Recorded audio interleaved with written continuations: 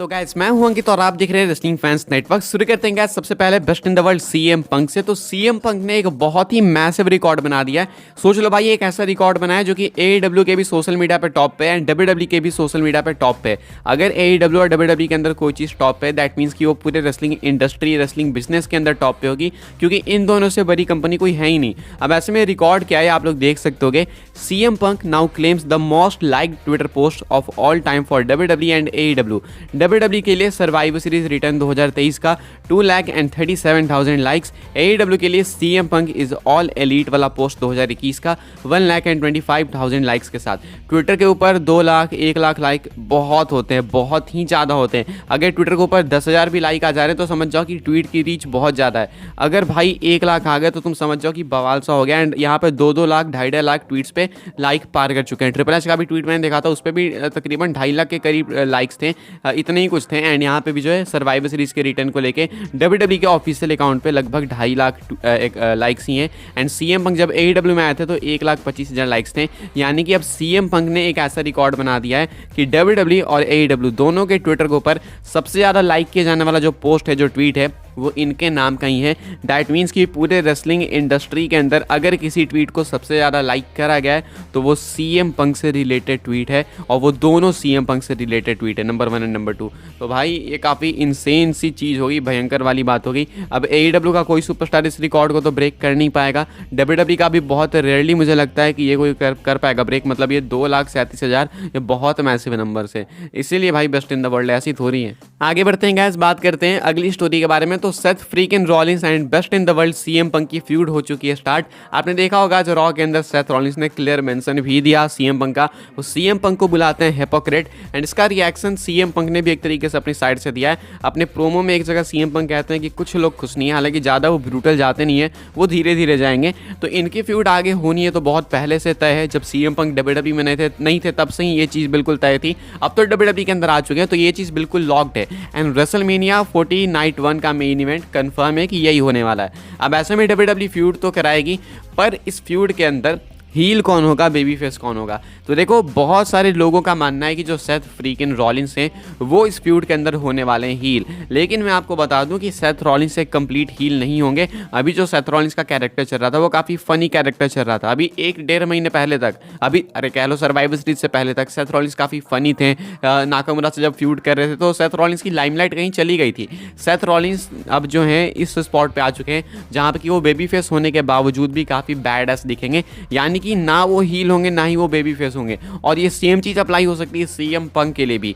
ये दोनों जो है ना, एक मान के चलो एक बार सेट कर लो हील और फेस का, उस बार के बीच में होंगे सेथ रॉलिंस और सीएम पंक दोनों ही। इस फ्यूड के अंदर ना ही सेथ रॉलिंस हील होने वाले, ना ही सीएम पंक हील होने वाले, ना ही सेथ रॉलिंस बेबी फेस होने वाले, और ना ही सीएम पंक बेबी फेस होने वाले। काफ़ी ये टफ डिसीजन है डब्ल्यूडब्ल्यू का कि आखिर किसको जिताना है। बहुत सारे लोग सीएम पंक ईजिली प्रेडिक्ट कर देंगे, बट ये चीज़ इतनी ज़्यादा ईजी नहीं है जितना ये सुनने में लगता है कि हाँ सीएम पंक जीत जाएंगे। डब्ल्यूडब्ल्यू को ये बुक करने से पहले बहुत सारी कठिनाइयों से गुजरना पड़ेगा। इनकी कंट्रोवर्सी लेजिट वाली कंट्रोवर्सी थी, तो देखते हैं क्या होता है क्या नहीं होता। लेकिन हाँ, इतना पूरा बिलीव है कि सेथ रॉलिंस एक बहुत ही अच्छे वाले प्रोफेशनल एंड उनको पता है कि चीज़ें कैसे वर्क करती हैं। तो आई डोंट थिंक कि उनको हारने में कोई दिक्कत होगी अगर डब्ल्यूडब्ल्यू उनको बुक करती है उस स्पॉट पे। तो अभी के हिसाब से वो हील तो नहीं बनने वाले हैं कंप्लीट, लेकिन स्टिल अभी रेसलमेनिया को टाइम है। तो इन महीनों में क्या होता है वो तो देखो वक्त बताएगा। अभी के हिसाब से वो हील फेस दोनों के बीच में रहने वाले। Same goes with CM Punk. अगली स्टोरी कवर करते हैं जो कि है मर्सिडीज मोने यानी कि साशा बैंक्स को लेकर। तो साशा बैंक्स डब्ल्यूडब्ल्यू से वॉकआउट करने के बाद अभी तक डब्ल्यूडब्ल्यू के अंदर आई नहीं है, लेकिन एक बहुत अच्छी खासी होप है, बिलीव है कि वो आज ना कल डब्ल्यूडब्ल्यू के अंदर आएगी ही।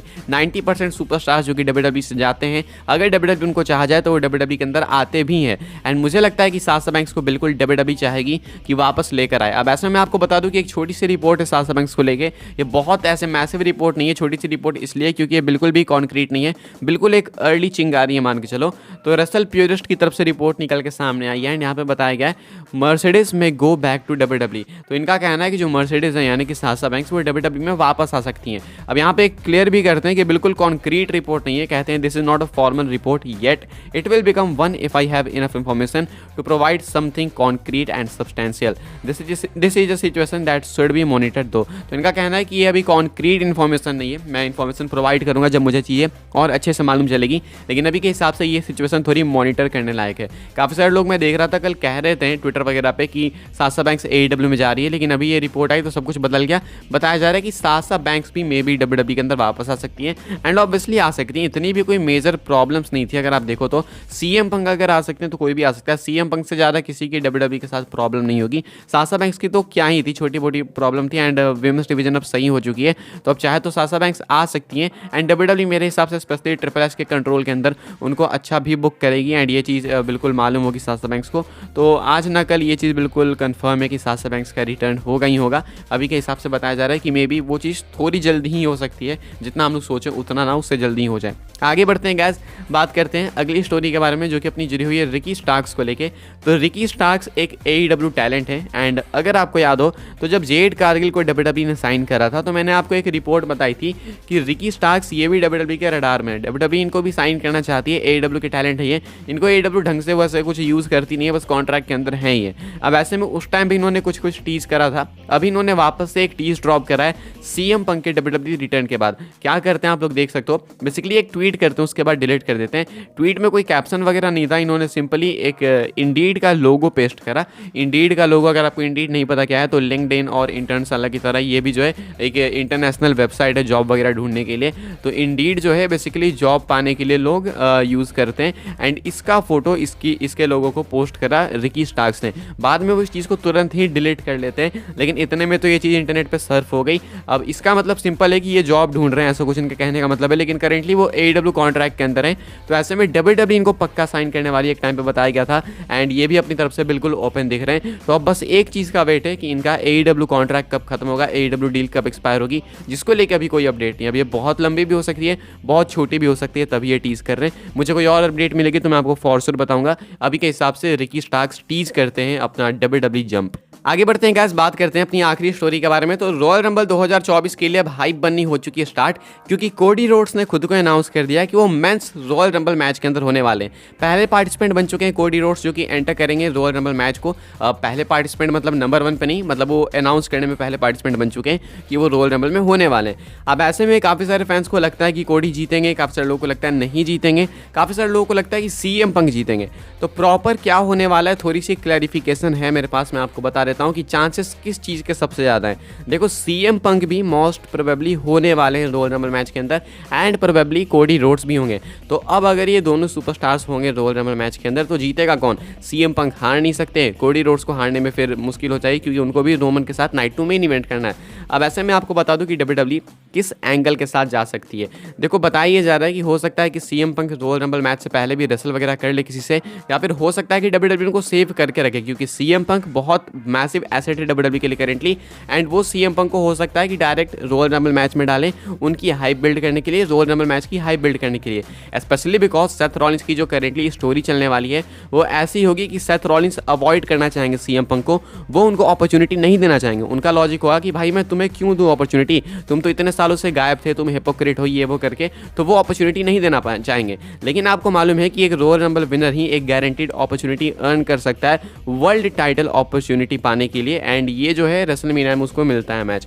तो ऐसे में जो है CM पंक उस अपॉर्चुनिटी को पाने के लिए रॉयल रंबल मैच के अंदर एंटर कर सकते हैं एंड देन उनकी खुद की एक स्टोरी कंटिन्यू हो सकती है जो कि उनकी थी पहले से भी कि रेसलमेनिया मुझे मेन इवेंट करना है एंड देन जब वो रॉयल रंबल मैच जीत जाएंगे तब फॉर श्योर वो सेथ रॉलिंस को चैलेंज करेंगे एंड तब तो किसी भी कंडीशन में रॉलिंस को डिफेंड करना ही पड़ेगा रेसलमेनिया में, वो जो है वहाँ पर उनको अवॉइड नहीं कर पाएंगे।